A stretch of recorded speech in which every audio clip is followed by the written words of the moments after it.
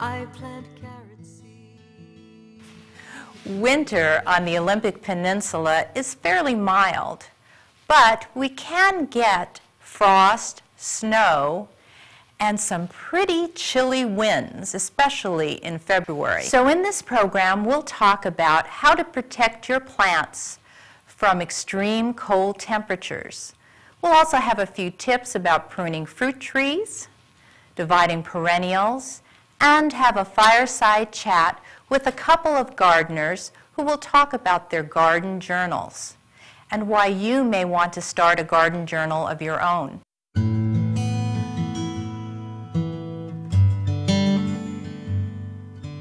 Plants in the open garden, when we're fully exposed and we don't have a snow cover, they're very susceptible to frost damage, freezing damage. Here, especially here in Port Townsend, we have just this ceaseless wind which can really dry them out. So it's really good to have the plants well watered so that they have ample moisture in the roots prior to this cold. And what happens without a mulch on the ground when it's just bare, snow serves as a very nice mulch. It insulates them, holds in the heat. Another substitute for snow cover would be just using ground bark, or what we do a lot of times as a mulch is we use this pit wash dairy manure from a dairy and squim, and it provides nutrition and also holds in the heat. A lot of times what we use instead of a mulch necessarily is we'll take the tops of the plants. If we're doing perennials that get cut back in the fall anyway, we'll use those and we'll just mulch them. This is Lobelia tuber from Chile. Stems up to 6 feet high. We chop them up, just cover it, and it makes a very effective mulch. It prevents it from freezing. This is a very disease-resistant plant, so it doesn't have any pests or diseases. I wouldn't do that with peonies or hellebores, which tend to have a lot of overwintering fungal spores. So those you'd have to just mulch it, cover it over with straw or manure or bark mulch. And another way to protect your plants, what we do here at the nursery with containers, is if we don't have room in the greenhouse, we simply cover them with a tarp, and that traps in the ground heat, and we anchor the tarp with very hardy plants that can freeze solid. This one grows up in Greenland, so I'm not worried about that turning into a block of ice. But this tarp will help protect the plants, and it's good if the temperatures are down to the high teens, low teens. If it gets down in the single digits, we throw a bunch of empty pots on top of this tarp, throw another tarp on top of that, and we could have a dead airspace, which is further insulation. So that's just an easy, cheap way of protecting plants.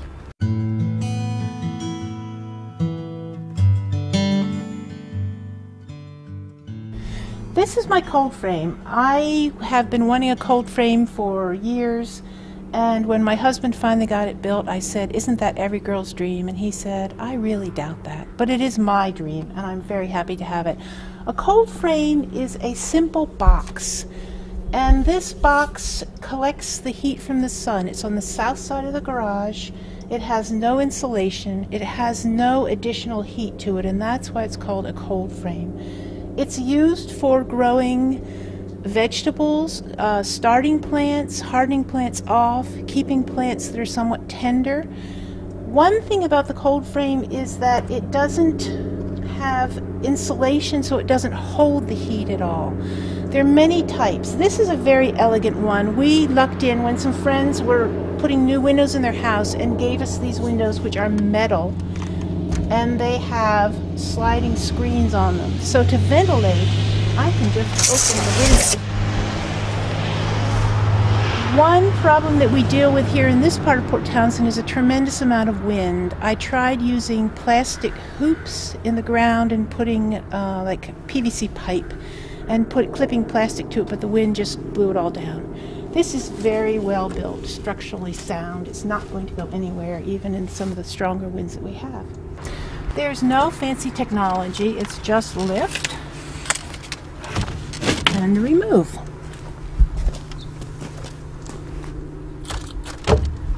I'm going to open up both sections. One thing that's important to do in warmer months or in more humid weather, particularly with leafy greens, is to ventilate, because there are a number of funguses and diseases that will attack the crop when it's just sitting in here in the still air. I've got an inside-outside thermometer in here. And the hottest it's been has been 90 degrees. And the coldest it's been has been, wow, looks like it's 12, 15 degrees, maybe 18 degrees. So the crops that I'm growing in here have to be tough. They can't be things that would be killed if there were a frost. I'm hoping next year to get this planted earlier, the end of August or potentially September, maybe plant once in the end of August, once in September. And I have a pretty good idea that this will keep us eating throughout the winter. This is another way to extend your growing season and also to put out tender plants. This is just a regular glass jug. Hear it ringing? These are called cloches. You can buy really expensive fancy ones in the store, but if you have a glass jug and can take a glass cutter and cut the bottom off, you've got a really good product. The top is off to ventilate. Now this plant does not really need to be covered over. This is a tough plant, but you can see the difference in that there's no frost on these leaves. It's well opened up and very comfortable with a little bit of sunlight and heat it got, whereas this Virginia is still covered with frost from the early morning sun. Use these when you put your tomatoes out in the spring, or if you have something tender, some plant that might not grow well in this climatic zone, you can put one of these over it for periods of time when it's going to be really, really cold. And believe it or not, that will hold some heat in. One danger of these is that the sunlight is extremely strong. So sometimes it's important to grab a rock and just stick it under there and give a little ventilation from the bottom as well.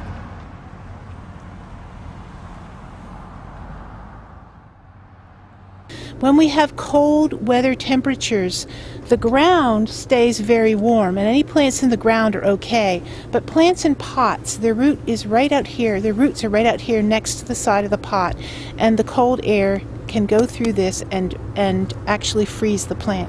So a good strategy is to make a little bed of straw.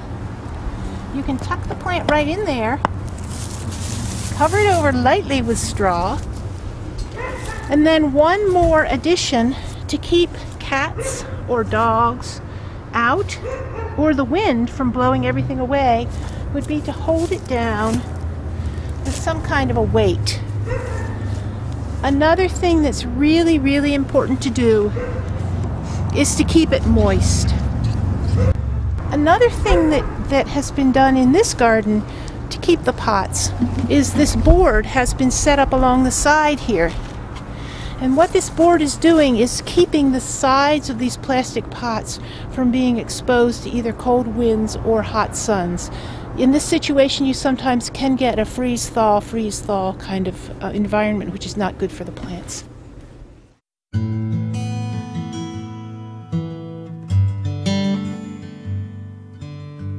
Hi, we're here today with my fellow master gardener, Roger McPherson, and Roger is going to talk about pruning fruit trees. Hi, Roger. Good morning. We'll cover both when to prune, and I'll show you some of the tools and how to do it. I would recommend that you have some sort of pruning guide. This just happens to be the one I have. And today we'll be pruning a Japanese plum, and this is the ideal time of year to do a Japanese plum. And other times of the year, what other kinds of fruit trees? Well, the things like apples and pears, ideally late fall. We're talking about after they've dropped all their leaves and they're not growing, or midwinter is also okay. And then depending on how much you have to prune, the time can vary. And we can also find other pruning books in our Master Gardener library at WSU in Port Hadlock. Okay, I'm going to show you some of the tools you can use and probably should have. First of all, everybody probably has some sort of good pruning shears, clippers, and you want the bypass kind. In other words, it cuts like a scissors rather than the anvil kind, you know, that if you've seen those, it crushes this will give you a cleaner cut. As will the same, this is for your bigger branches, the loppers, And I happened to sharpen these today, as you know. At this time, this is a good time of year to think about sharpening, because you're going to be using whatever you've got in the yard for the rest of the summer and so forth. This one I find really handy, and it's not only, it's just a little saw. It folds up so it's safe, because these are mighty sharp teeth, and so you can carry it in your back pocket or whatever. I have one other tool that I'll show you. This one in particular, a pole cutter, and they usually have a little saw on it. I don't have the saw on it at this time, but this is to get up to high branches and stuff you can't reach. It has a telescoping handle, so you can really get up, I don't know, 8-10 feet. And the other thing, when I get into pruning big trees, you probably need is a ladder.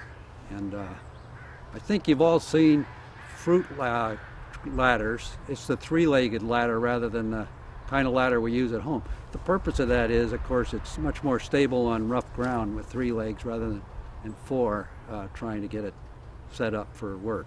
And for a large apple tree, you definitely need a ladder. There's some just sort of general pruning rules, whether you're talking about pruning a rose bush or a fruit tree or whatever.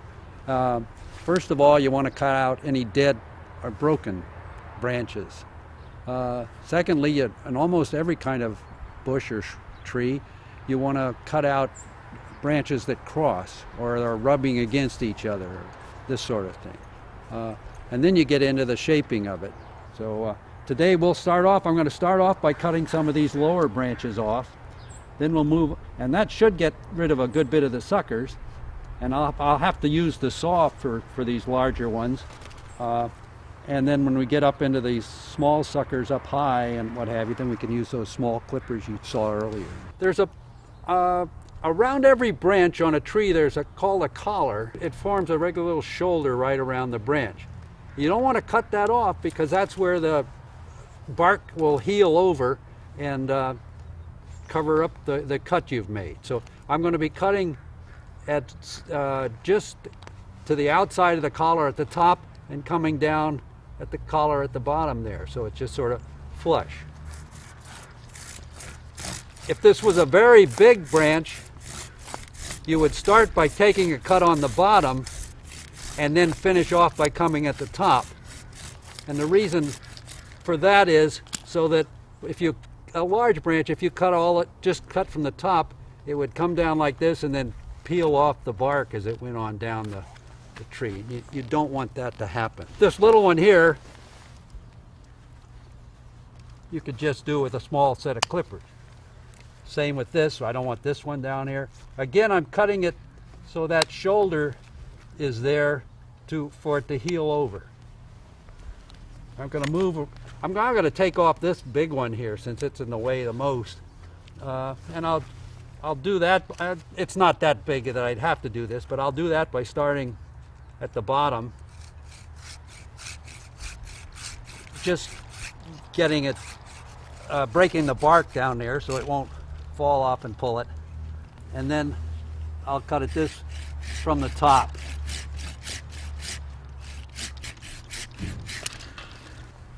I'm going to again cut this one.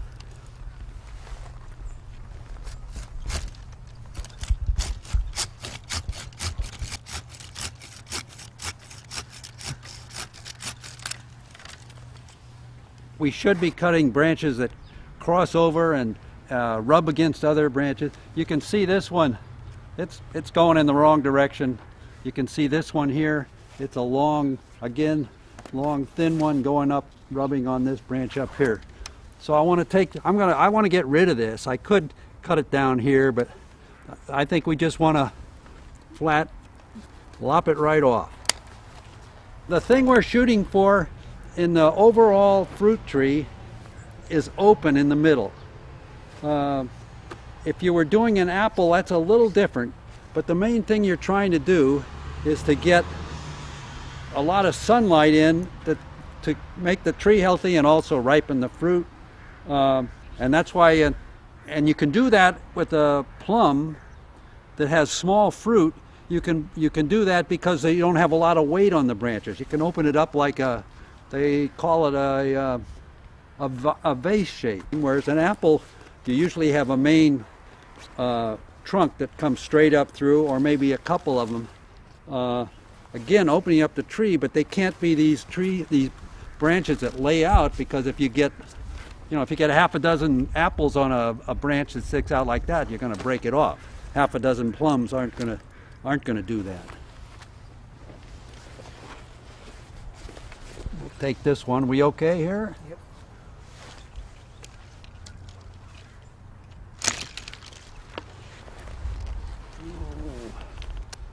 Boy, we've got branches going everywhere here. Let's see. Here's another one crossing over for everything.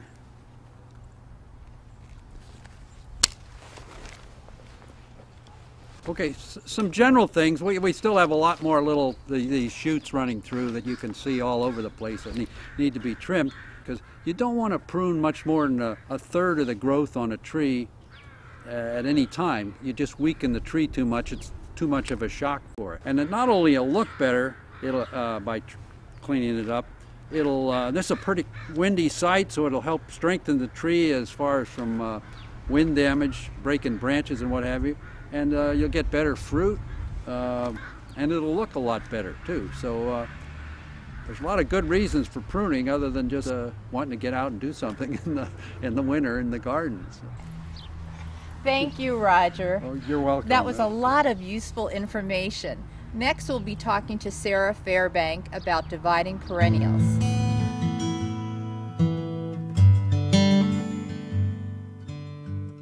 This morning I've come out to divide my iris. This is Iris fedissima, or stinking iris, Gladwin's iris. It's grown for its foliage. Its flowers are small, pretty, but basically insignificant. What's happened is it's crowding out my western azalea right here. When I put these in, the azalea was big and the iris was small. You can see that it's done, they've reversed. So I'm going to dig up this clump.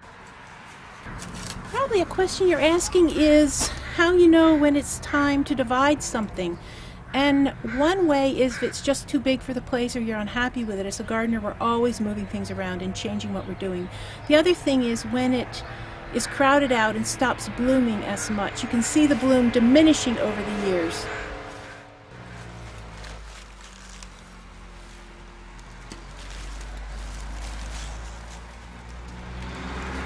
I'm going to put it down on the sheet here so I have a place to work without getting too much of a mess. This is a knife that's specifically used for dividing, and a trowel. This iris does not have rhizomes, which are elongated, flattened stems that other iris have, and we're just going to be kind of brutal with it. Get in here and break it apart.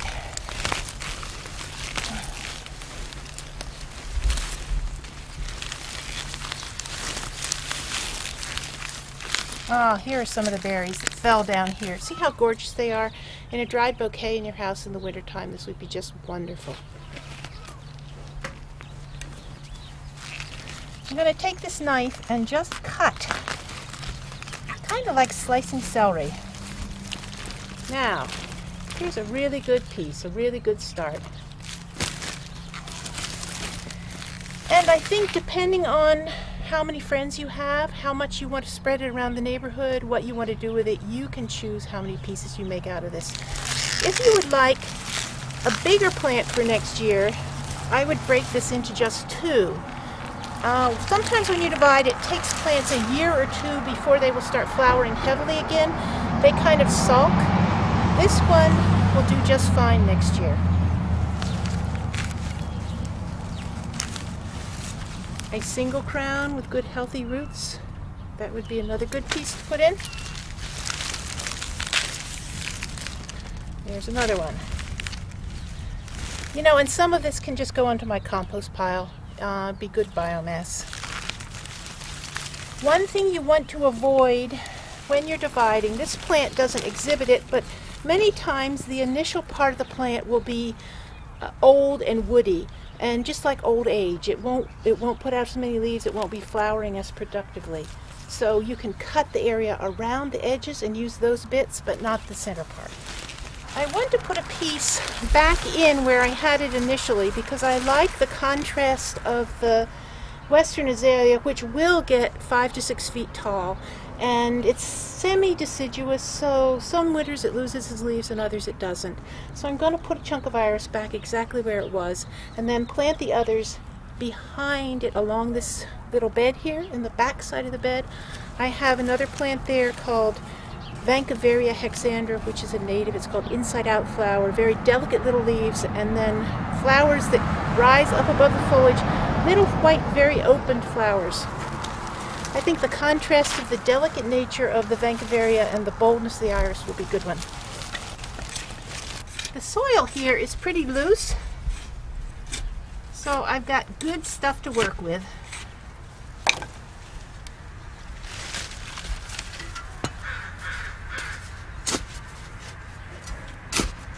Gonna make a hole big enough for all the roots. Place the piece in and push the soil in around it. Packing it in around the roots as I go, so there are no air pockets.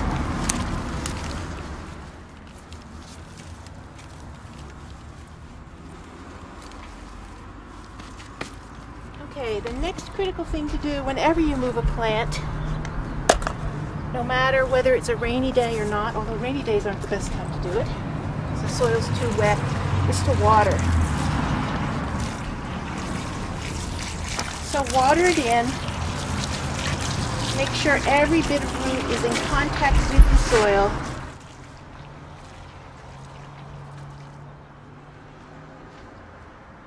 And then the last thing I'm going to do is top dress it with some compost. This compost is not quite finished.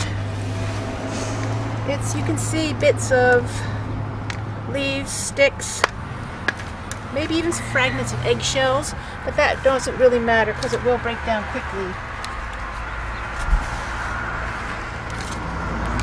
You don't need that much.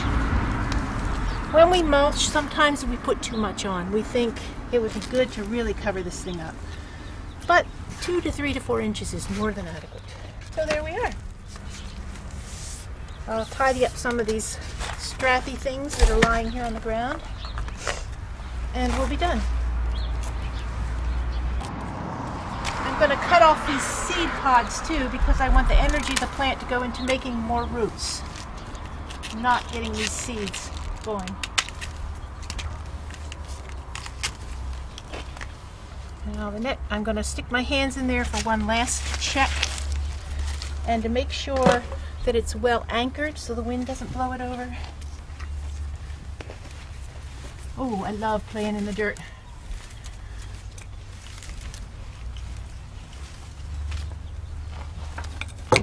And there we go. We're done.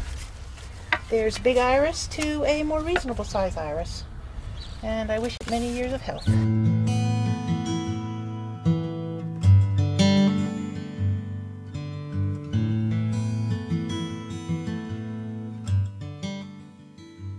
In my garden. Pat, I see here you have 2 garden journals. Can you tell us something about your style of journaling, and how come you have 2? Because this one's full. This is my first 3 years in Port Townsend, and this is my 4th, 5th, and 6th, starting the 5th soon. And I keep track weekly, daily, depending on what's happening. I like to keep track of what's happening in the yard, with the weather, with the birds, what the deer have eaten, what's germinated in the greenhouse. Is there anything particular that jumps out at you that makes journaling really worthwhile? I think the history, what worked, what didn't work. I thought I was going to plant sweet peas on Monday and it snowed, and if I would have looked back last year I would have realized it's a little early. And so it's just that history. We think, oh, it's never to quit raining, and well, it always rains this time of year. And it's good to know what worked and didn't work because we have successes and failures. So do you keep track of the different varieties of things the names of the different varieties of things that you plant? I do. And everything I plant, there's a list. It was a big planting day. Everything I plant, I write down. And then I like to write what's blooming. It's kind of fun. So that I just know what's happening out there. And then I know where I have gaps. Mm-hmm. Do you do any charting or? I do. Last year, for instance, was our first year with the raised beds. So here's my raised beds, what I planted in each one so I can rotate, and again, so we know what failed and what succeeded. Is there any advice you could give to someone who is starting out journaling? Oh, not to get hung up on language, on vocabulary, and you can do phrases, you can do words. It's not a great piece of literature. It's just more of a, for me, it's just more of a record. And it's a one-year journal, but I like being able to see what's happening over time, and so I turned it into a 3-year journal. That's a really interesting point. I'll have to keep in mind for my own journal. This one is, it seems like a good idea. I can see how you can go, if you've got a sunny day here and wind over here in 2006. So definitely you can see how the temperature is different and which plants sprouted when each year. Right, and our first hummingbird, yeah, it's just a record, and so we know what to anticipate. And that's a really nice idea too, knowing when the birds come, because that's one of the things I've been enjoying in my yard as well, is seeing the different birds. The robins came and ate all the berries off of my tree this year, all in one day. So, oh, nice. Yes. That'd be a great thing to journal. Once you become serious about gardening, then garden journal becomes the next logical step. It helps you to remember what you did from year to year, because after all, most of us have a hard time remembering what we did last month. So if you're serious about gardening, then pick up a garden journal and start.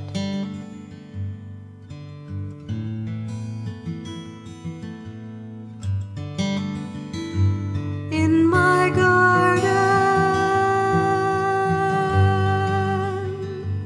I plant carrot seeds. In my garden, I plant carrot seeds.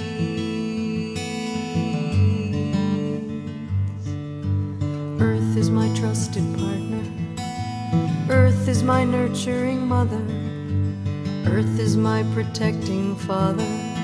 Earth is my beloved child. Earth is my trusted partner. Earth is my nurturing mother. Earth is my protecting father. Earth is my hope for the future. In my garden, I plant carrot seeds. In my garden, I plant carrot seeds.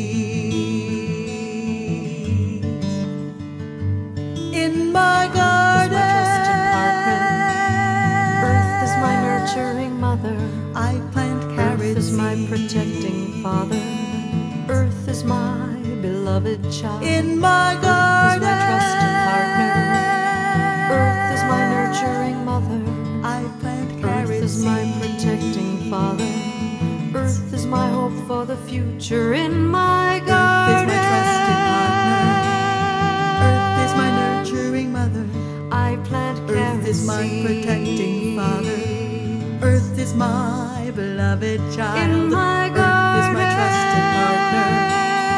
Earth is my nurturing mother. I plant carrot seeds. Earth is my protecting father. Earth is my hope for the future. In my garden.